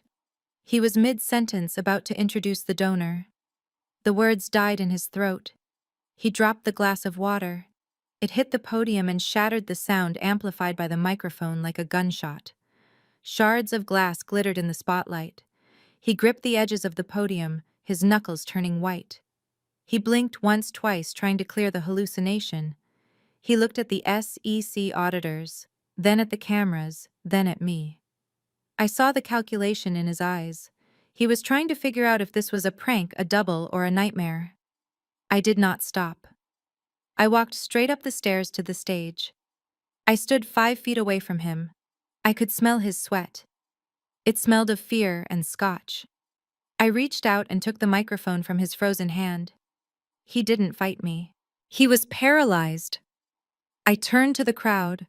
The blinding flash of 100 cameras erupted at once, capturing the resurrection of Imani Vance. I looked directly into the lens of the main television camera, transmitting live to the world. Hunter said I was fragile. I said my voice steady and cold, filling the cavernous room. He said I wandered into the snow. But I think we should let the evidence speak for itself. Do not you agree, Hunter? I pointed the remote control at the screen behind me. The smiling photo of my graduation vanished. The room went pitch black for a second, and then the video from the dashcam began to play. The party was over. The trial had begun. Hunter lunged toward me.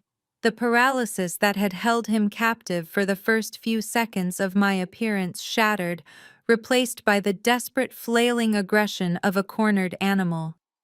He reached for the microphone in my hand, his fingers clawing at the air, his face contorted into a mask of pure panic. "Security!" he screamed, his voice cracking and echoing painfully through the high-end sound system. "Get her off the stage. She is having a psychotic episode.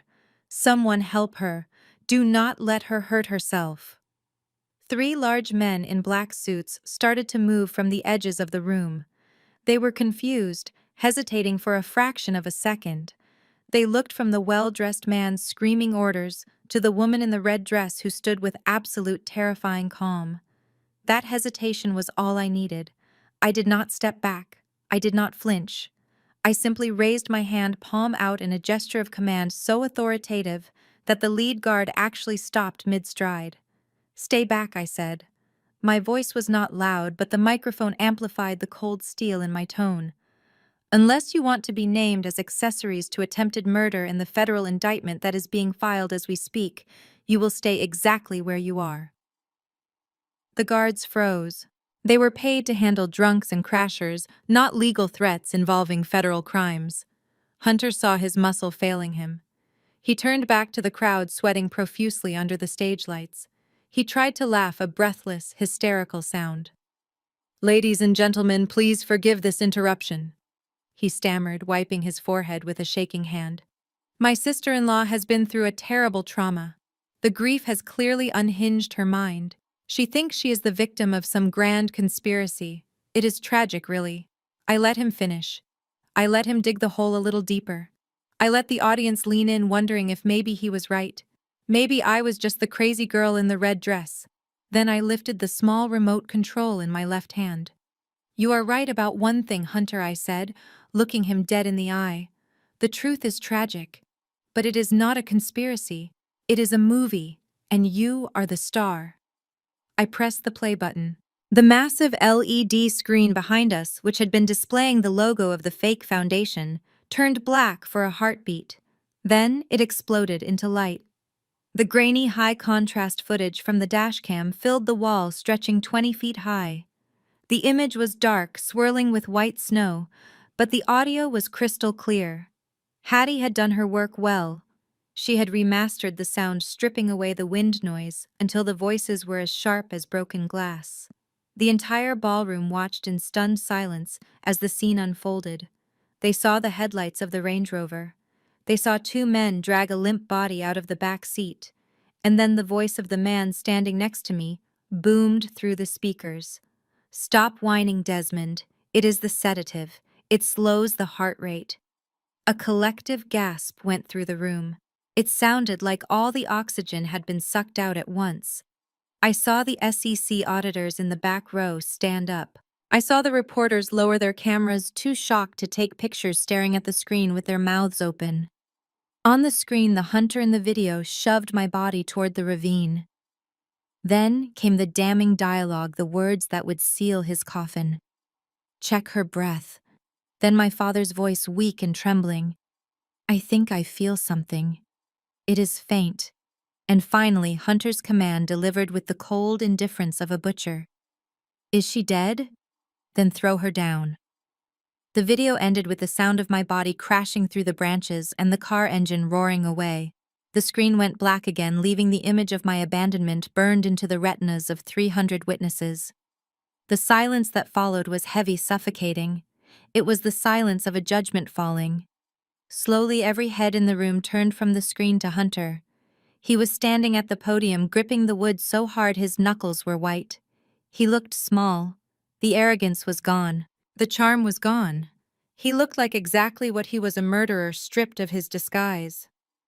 My mother, Patricia, was sobbing openly now, a wretched keening sound from the front table. My father, Desmond, had put his head on the table, burying his face in his arms, unable to look at the screen or at me. Hunter looked at me. His eyes were wide, pleading, terrified. He opened his mouth, but no sound came out. He looked at the crowd, searching for an ally, for someone to tell him it was a fake, a deep fake, a lie. But there were no allies left. The donors looked at him with disgust. The investors looked at him with fury. I took a step closer to him. The click of my heels on the stage was the only sound in the room. I raised the microphone to my lips one last time. I wanted him to hear me. I wanted him to know that I was the one who ended him. You said in your speech that we are here to honor a memory, I said, my voice ringing out with the finality of a gavel strike. You said today is a day of remembrance. I gestured to the police officers who were now pushing through the doors at the back of the room, led by the chief of police himself. You are right, Hunter. Today is a memorial day. But we are not mourning my death. We are holding a memorial for your freedom. I dropped the microphone. It hit the floor with a thud that felt like an explosion. I turned my back on him and walked toward the edge of the stage. Behind me, I heard the scuffle of feet, the shout of police orders, and the clicking of handcuffs. But I didn't look back. The monster was in the cage. I was free. The ballroom erupted into chaos that rivaled the storm that had almost killed me. The silence that had held the room captive shattered, instantly replaced by the screams of Chicago's elite scrambling for the exits. Crystal glasses were knocked off tables, shattering under the feet of billionaires running for their lives. The illusion of civility was gone. The police officers who had been waiting at the back of the room surged forward, their weapons drawn, moving in a tactical formation that cut through the panic like a knife. Federal agents dropped to the ground. Now the command boomed over the screams bouncing off the high ceilings. I stood still on the stage, the eye of the hurricane, watching the destruction of the Vance dynasty. Hunter looked wild. His eyes darted from the advancing officers to the exits, realizing every door was blocked. The veneer of the successful CEO had completely dissolved, leaving behind a cornered rat. He reached inside his tuxedo jacket. For a second, I thought he was reaching for a phone to call his lawyer, but when his hand emerged, it was holding a compact silver pistol. Screams erupted again, louder this time. He was not going to surrender. He was too arrogant to accept a cell. He grabbed the person closest to him. It was not me. It was Ebony. He yanked my sister out of her chair by her hair. She shrieked in pain and terror as he spun her around, pressing the barrel of the gun against her temple. Her face, usually so composed and perfect, twisted into a mask of pure horror. She looked at her husband, the man who had bought her Hermes bags and promised her the world, and saw only a stranger willing to trade her life for a few more seconds of freedom. "Back off!" Hunter screamed, his voice cracking. "I will shoot her. I swear to God. I will blow her brains out." The police stopped their guns, trained on his center of mass. The standoff froze the room in a tableau of violence. "Hunter, please." Ebony begged, tears streaming down her face, ruining her makeup. "I am your wife. What are you doing?" "Shut up," Hunter roared, tightening his grip on her neck. "You are nothing. You are just leverage." And then the final crack in the family foundation appeared. My father, Desmond, stood up. He was trembling not with bravery, but with the desperate realization that his lifeline was about to snap. He saw the cameras still rolling. He saw the red light of the live broadcast. He knew that if Hunter went down holding a gun, they were all accomplices to a violent maniac. He had to separate himself. He had to be the victim. "He is crazy!" Desmond shouted, pointing a shaking finger at Hunter. "We did not know. He forced us. He threatened to kill us if we did not go along with it." Hunter's eyes widened in betrayal. "You lying old coward," he spat. "You begged me to pay off your bookie. You signed the papers." "It is a lie!" Patricia screamed, joining the fray. She lunged forward, her maternal instinct finally kicking in but twisted by self-preservation. She was not trying to save Ebony, she was trying to silence Hunter. She grabbed a heavy silver candelabra from the table and swung it with all her might. It was a clumsy, desperate blow, but it connected. The heavy silver base slammed into Hunter's shoulder. He howled in pain, his grip on Ebony loosening just enough. Ebony, fueled by adrenaline and rage, didn't run away. She turned and raked her nails down Hunter's face, leaving deep, bloody gouges across his cheeks. The gun went off. Bang! The sound was deafening. A chandelier crystal above us exploded, raining glass down on the stage. The shot missed everyone, but it broke the standoff. The police swarmed. But before they could reach him, my family turned on each other like a pack of starving wolves. Desmond tackled Hunter to the ground. They rolled on the floor in their expensive tuxedos, punching, kicking, and biting. My father was screaming about being innocent while smashing his fist into his son-in-law's face. My mother was hitting Hunter with her purse, shrieking about how he had ruined their reputation. It was grotesque. It was primal. And it was being broadcast live to millions of people. The great Vance family. The pillars of society were tearing each other apart on the floor of the Drake Hotel ballroom. They were stripping away their own dignity faster than any prosecutor ever could. I watched from the stage, looking down at the pile of writhing bodies. I felt Hattie step up beside me. She didn't say a word. She just handed me a glass of water from the podium. I took a sip, watching as the FBI agents finally pulled them apart. They hauled Hunter up first. His face was bleeding, his nose was broken, and his suit was shredded. He looked at me one last time before they shoved his face against the floor to cuff him. There was no defiance left in his eyes, only the hollow realization that he had lost everything. Then they handcuffed Desmond. He was crying, begging the officers to check the emails, claiming he was a hostage. Patricia was hysterical, trying to fix her hair as they zip-tied her wrists, asking if she could call her publicist. Ebony sat on the floor, rubbing her bruised neck, staring blankly at the chaos. She looked up at me. Our eyes met across the room. She waited for me to come to her. She waited for the sisterly comfort she had never given me. She expected me to help her up. I turned away. I walked over to the police chief, who was waiting by the stairs. "An officer," I said, my voice calm and steady amidst the madness. "I have the original will and the digital evidence on this drive. I would like to press charges against all of them." Imani Ebony screamed from the floor. "I did not know. I did not know he would hurt you." I paused and looked back over my shoulder. The camera zoomed in on my face. "You knew, Ebony," I said loud enough for the microphones to catch. "You wore the pearls.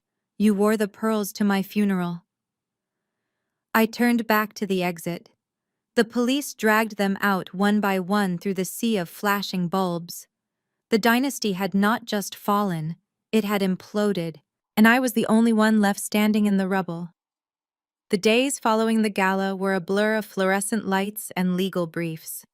The transition from the gold-drenched ballroom to the sterile gray walls of the Cook County Courthouse was jarring for my family, but for me, it felt like walking into a throne room.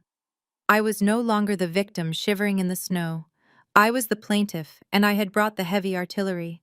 I sat behind a glass partition in the high-security interrogation room, watching Hunter Vance try to negotiate his way out of a life sentence.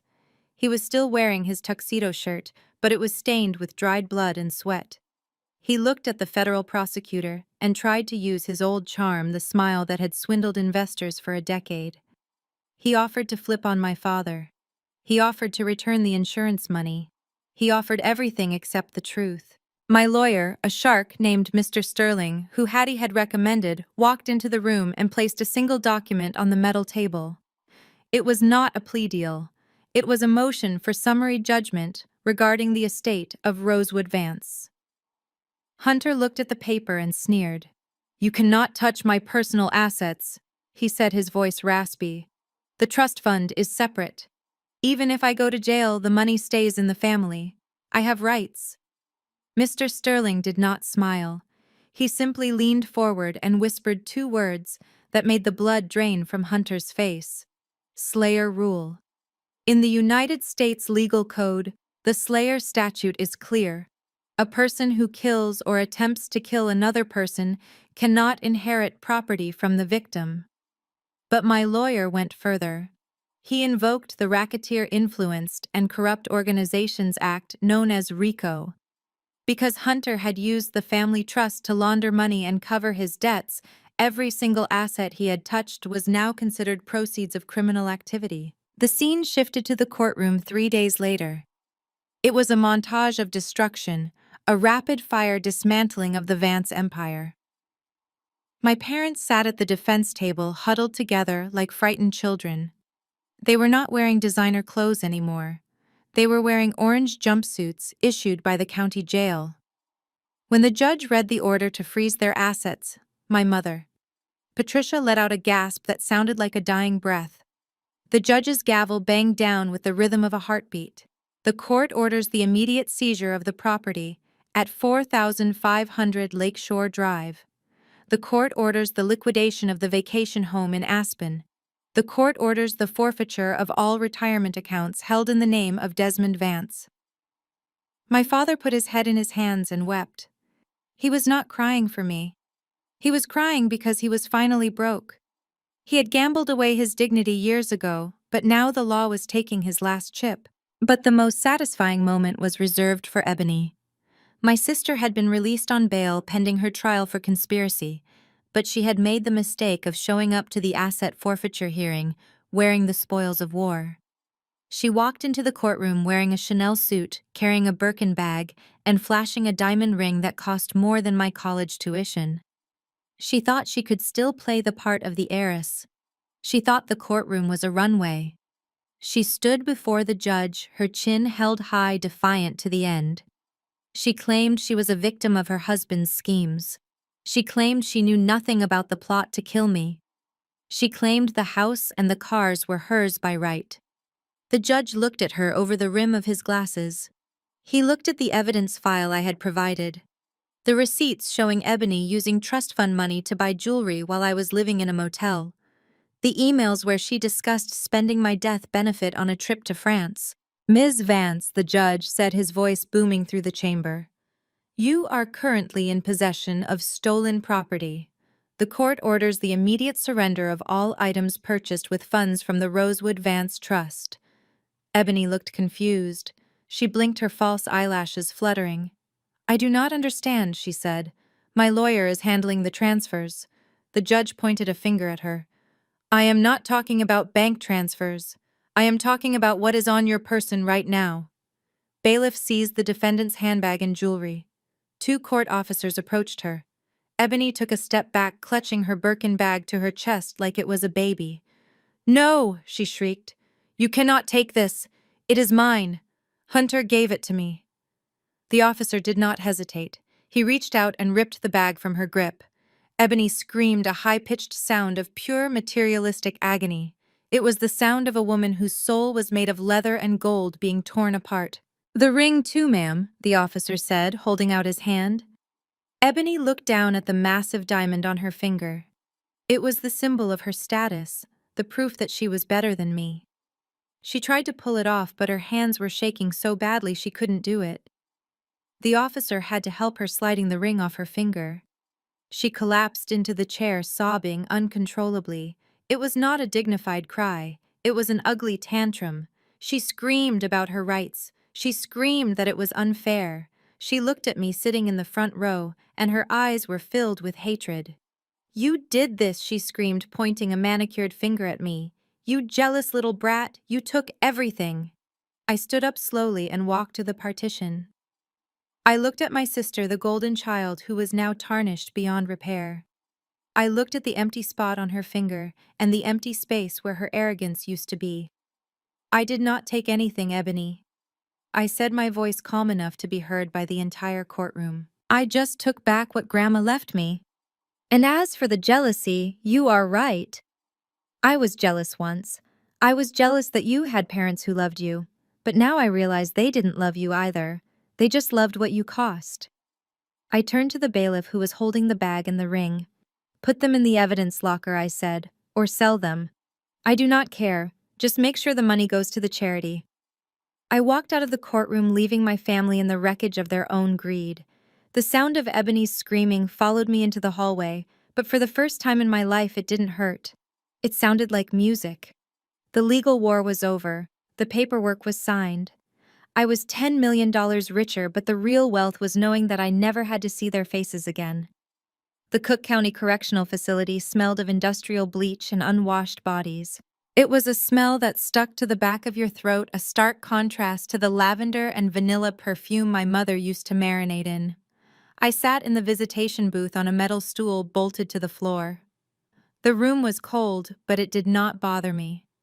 After a night in a blizzard, I was immune to the temperature of a government building. I was wearing a white cashmere coat that cost more than my father's bail would have been, had the judge granted him one. I sat with my hands folded on the stainless steel shelf, watching the heavy metal door on the other side of the glass. When the door buzzed open, a guard led her in. For a moment I did not recognize the woman shuffling toward the seat. Patricia Vance had always been a creature of vanity. She was a woman who would not walk to the mailbox without full makeup and a blowout. The woman in the orange jumpsuit had gray roots showing at her temples. Her face was puffy and devoid of color. Her eyes, usually sharp with criticism, were red-rimmed and hollow. She looked small. She looked old. She looked exactly like what she was, a criminal who had lost her gamble. She sat down and picked up the black phone receiver. Her hand was shaking. I picked up mine, the plastic cool against my ear. "Imani," she breathed. Her voice was a cracked whisper. "Oh God, Imani. You came. I knew you would come. You are a good girl. You have always been my good girl." I stared at her, my face a mask of indifference. I did not speak. I just let her talk. I let her fill the silence with her desperation. "It is a nightmare in here, baby," she continued, leaning closer to the glass. "You have to get me out. You have the money now. You can hire a better lawyer. That public defender is useless. He says I am looking at 20 years. 20 years, Imani. I will die in here." She paused, waiting for me to offer reassurance, waiting for me to say, "Don't worry, Mommy, I will fix it." When I stayed silent, her eyes darted around nervously and she switched tactics. She went from begging to blaming. "It was Hunter," she said, her voice dropping to a conspiratorial hiss. "You know that, right? He made us do it. He is a monster. He threatened your father. He threatened me. We were terrified. I wanted to call the police, Imani. I swear on my life I wanted to call them. But he said he would kill us all. I was trying to protect the family." I finally spoke. My voice was calm, conversational, as if we were discussing the weather and not conspiracy to commit murder. "You stepped over me," I said. Patricia blinked, confused. "What?" "At the cabin," I said. "After I drank the cocoa. I fell on the floor. I was paralyzed, but I could still feel. You stepped over my legs to get to the wine bottle. You did not check my pulse. You did not cry. You just stepped over me like I was a piece of furniture you had been meaning to throw out." Patricia's face crumpled. Tears began to spill down her cheeks, but they felt rehearsed. It was the same performance she had given at my funeral. "I was in shock," she wailed. "I was not thinking straight. Imani, please. I am your mother. I carried you for 9 months. I raised you. Doesn't that mean anything to you? We are flesh and blood. You cannot leave me in here with these animals." She pressed her palm against the glass. "Look at me, baby. I am sorry. I am so, so sorry. I love you. I have always loved you. We can start over. Just tell the judge you forgive me. Tell them I was a victim too. Please. We are family. Blood is thicker than water. I looked at her hand on the glass. I looked at the woman who had watched her husband drag me into the snow and then went back to sleep in a warm bed. I thought about the Hattie, a stranger who had rubbed warmth back into my frozen limbs, while my own mother was planning a memorial service to cash a check. I leaned forward. I looked deep into her weeping eyes, searching for a shred of genuine humanity, but I found only fear. She did not love me. She loved her freedom. She loved her comfort, and she was using the biology between us as a last-ditch currency to buy it back. You are right, I said softly. Patricia's face lit up with hope. She thought she had won. She thought the guilt trip had worked. I am, she asked, sniffing. Yes, I said. You are right that blood is thicker than water. I paused, letting the hope bloom in her chest for one cruel second before I crushed it. But blood is also what attracts sharks, Patricia. And it freezes faster than water, too. Her smile faltered. The hope died in her eyes, replaced by a dawn of horror. You talk about blood like it is a bond, I continued, my voice hardening into diamond. But that night in the ravine, my blood almost turned to ice because of you. You want to talk about family? Family is the woman who found me in the snow. Family is the woman who taught me how to survive.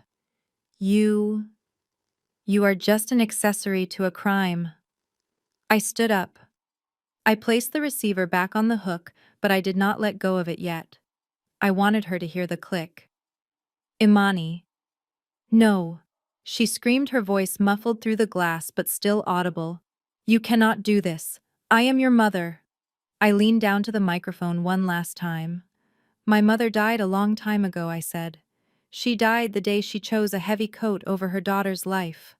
I looked her up and down, taking in the orange jumpsuit, the gray hair, the utter ruin of her existence.